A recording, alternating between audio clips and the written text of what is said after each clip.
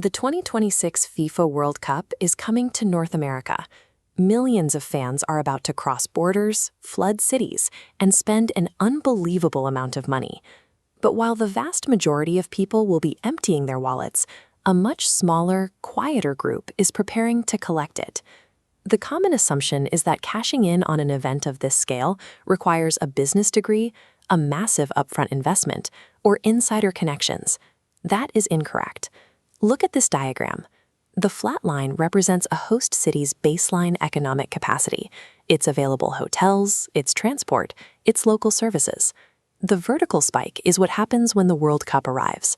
Sudden, massive demand vastly exceeds that baseline supply, causing the local economic infrastructure to temporarily break. Instead of a complete collapse, that failure fractures into three specific, predictable market gaps. The city simply cannot handle the influx, creating high-value deficits that everyday people can step into.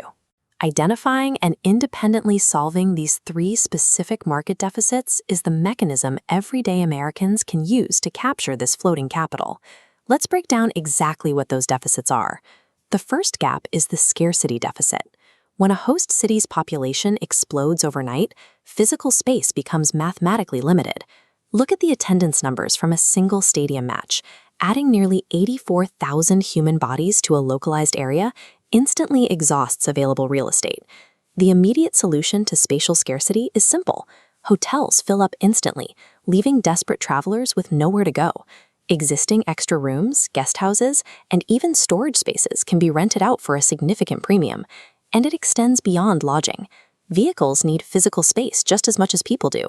Near the venues, the sheer land required to support stadium events disappears fast. A single empty driveway or parking spot becomes a highly lucrative asset. This scarcity also applies to physical goods. When international crowds gather, the demand for team-specific merchandise, like the dense collections of scarves and flags you see here, skyrockets.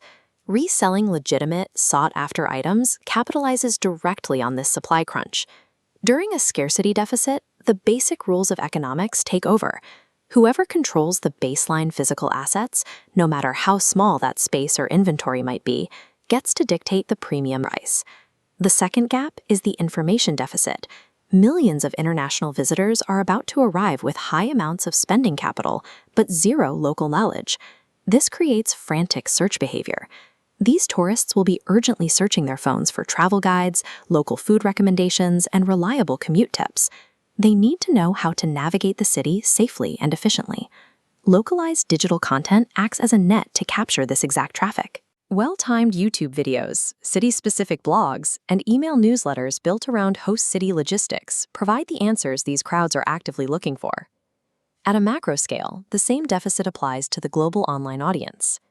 Creating dedicated sports channels to deliver match predictions, daily highlights, and fan reactions captures the millions of viewers tracking the event from home. Check out this funnel visualization. By routing thousands of chaotic individual viewer searches through a single digital hub, that traffic is converted into structured output streams, which translates directly into revenue via ads, sponsorships, and affiliate links. In an information deficit, traffic flows towards those who have already built the destination. Content creators who establish their digital presence early are the ones who capture and monetize that search volume. The third gap is the manpower deficit. Local infrastructure and existing businesses simply lack the sheer labor force required to process a World Cup rush.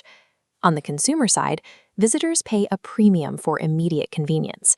This opens up direct-to-consumer opportunities in translation services, private local tours, and independent transportation.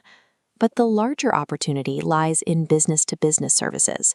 Local restaurants, hotels, and brands will be fighting a war to capture World Cup wealth, and they are going to find themselves drastically understaffed.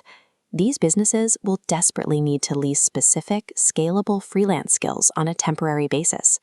If you can offer video editing, graphic design, social media management, or targeted marketing, local companies will pay a premium to borrow your capabilities during the surge.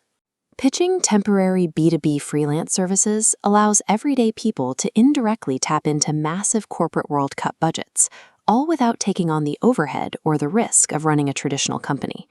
Space, information, and manpower. Profiting from these three deficits ultimately comes down to a single limiting factor: time. This specific economic anomaly only occurs once every 4 years. The reactive majority will wait until the crowds arise to figure out how to capitalize. The proactive minority are starting right now. Channels must be built, spaces must be listed, and freelance pitches must be sent well before the public panic begins. The difference between earning a few $100s on the side and generating thousands in meaningful income is entirely dictated by the lead time of your preparation. The 2026 World Cup is inevitable. The demand is guaranteed. The only question left is whether you will just spectate the event or step onto the field and claim your share of the profit.